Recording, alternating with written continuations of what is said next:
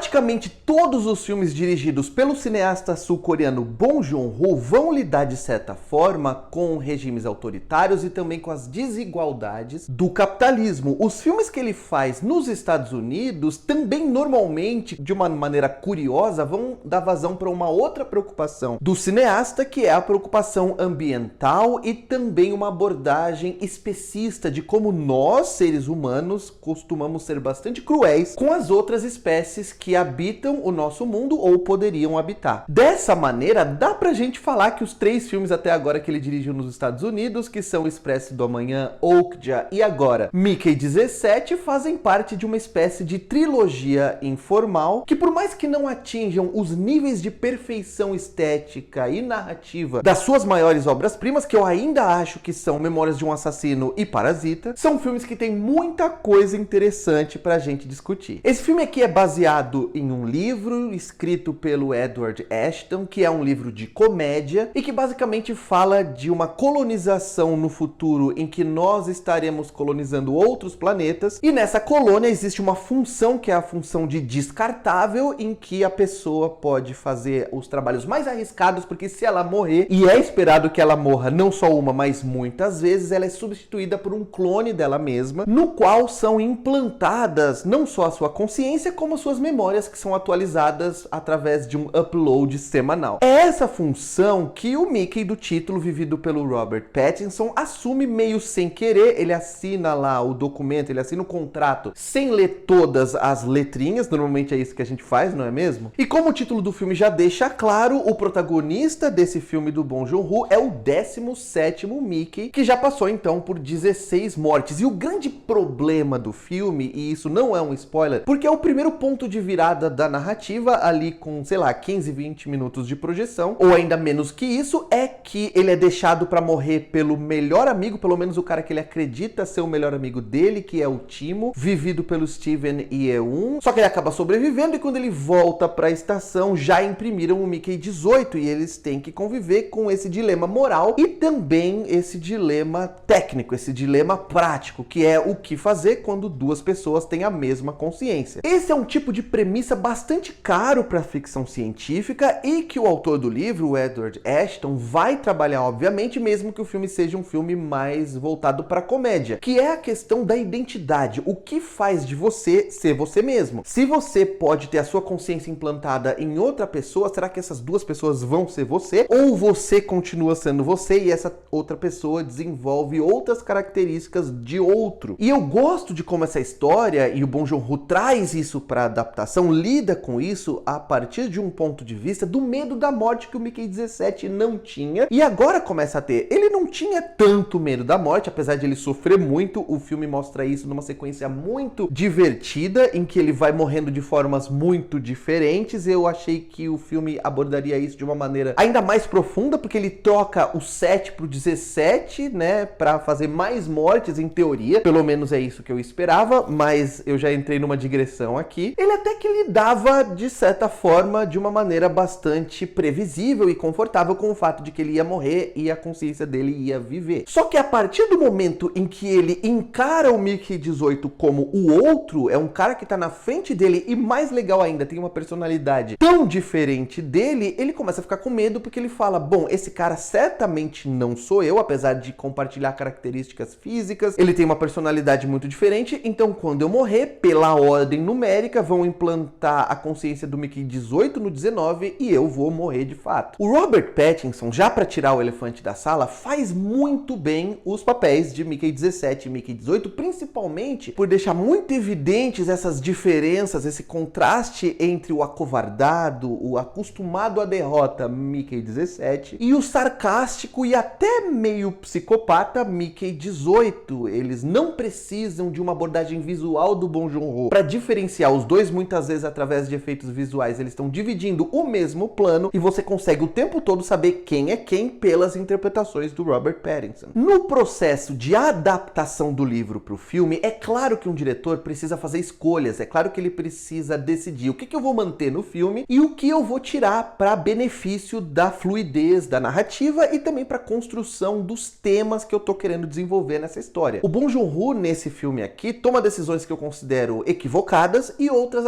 acertadas. Uma que eu gosto muito, eu acho que funciona, é o fato de ele retirar todo aquele bloco do filme em que os Mickeys 17 e 18 precisam conviver e eles começam a compartilhar a ração diária que eles têm de comida, eles começam a se revezar no trabalho e também na vida pública, digamos assim, dentro daquela estação. Eu acho que é uma fase da história que o filme não precisava ter, de a gente ficar naquela expectativa, naquela tensão. Será que eles vão ser descobertos ou não? Por outro lado, o Bong Joon-ho inclui, mesmo que de uma maneira mais pudica, a subtrama sexual envolvendo a personagem Nasha, vivida pela Naomi Ek, que é, de certa forma, uma namorada do Mickey. Aqui no filme, que é mais pudico, ela é uma namorada oficial. No livro, ela é uma amante que não assume direito ele, porque, obviamente, quem iria arriscar sua reputação para assumir um relacionamento com aquele que tá na base da pirâmide daquela colônia, daquela sociedade. E tanto no livro quanto no filme, ela fica muito empolgada. Inicialmente, a primeira ideia que ela tem é de, caramba, eu posso usar esses dois caras na cama, né? Eu posso ter uma relação que, de certa forma, vai ser um trisal, mas que não é um trisal porque esses dois caras são o mesmo cara. A cena aqui é, como eu falei, muito mais contida, mas o filme mantém isso. Eu acho essa jogada interessante. Já diante da relação do Mickey 17 com o Timo, eu acho que o filme perde ambiguidade, perde nuance. Porque no livro, quando o Mickey 17 volta, ele nunca sabe ao certo se o Timo poderia ter salvado a vida dele ou não, se ele foi displicente ou não. Então fica toda uma subtrama e, mais do que isso, todo um conflito interno em relação àquele cara que talvez seja o melhor amigo do protagonista ou não. E é muito legal no livro que a gente sabe que ele não pode confiar no Timo, mas de certa forma meio que ele confia, porque além da Nasha, aquele cara é o único que ele tem ali dentro pra ajudá-lo. Já no filme, na sequência que abre a projeção, tudo já fica muito óbvio que aquele cara realmente foi displicente, e essa inclusive é uma característica de Mickey 17, a obviedade. Eu concordo com todos os temas desenvolvidos no filme, não só as discussões existenciais, as discussões típicas da ficção científica, como também as discussões políticas e sociais. Eu concordo plenamente com a visão do filme de uma exploração no capitalismo da classe trabalhadora que transforma os trabalhadores em descartáveis. Você é aceito enquanto você tem algo a oferecer para o trabalho, para a produção. Quando você não é mais necessário, você pode ser descartado e ninguém nem liga. No dia seguinte que você é demitido do trabalho, as pessoas já não te ligam mais, já não te mandam mais mensagem, já não deixam você passar mais pela porta da empresa. Porém, eu preciso reconhecer que esses temas são desenvolvidos de uma maneira muito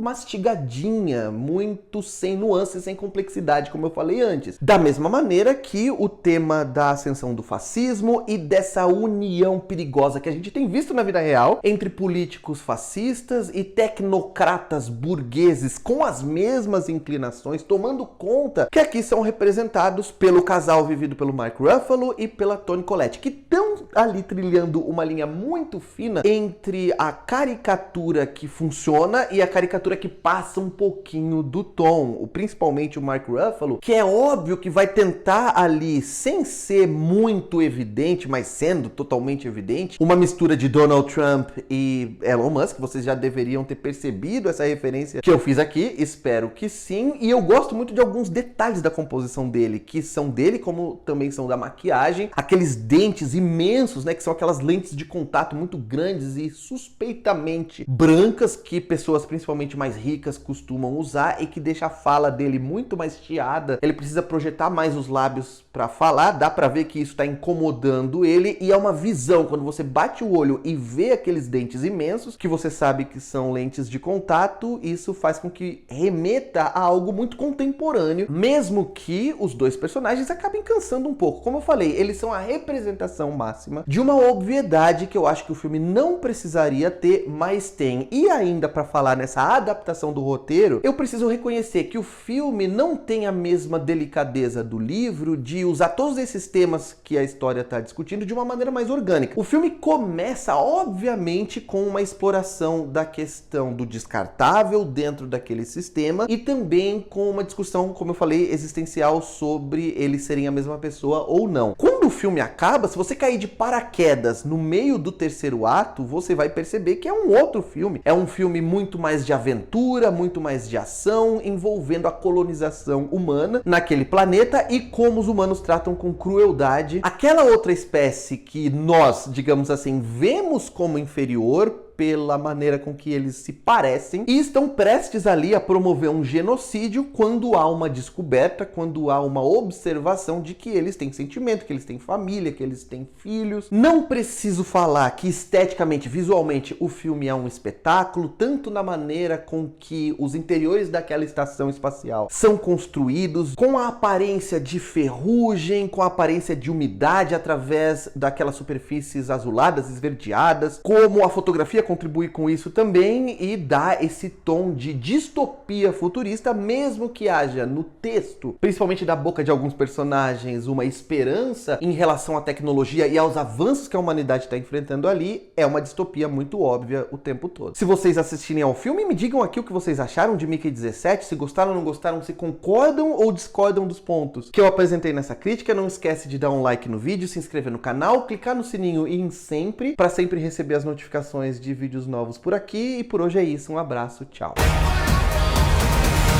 Are you afraid to die? This time I wasn't scared.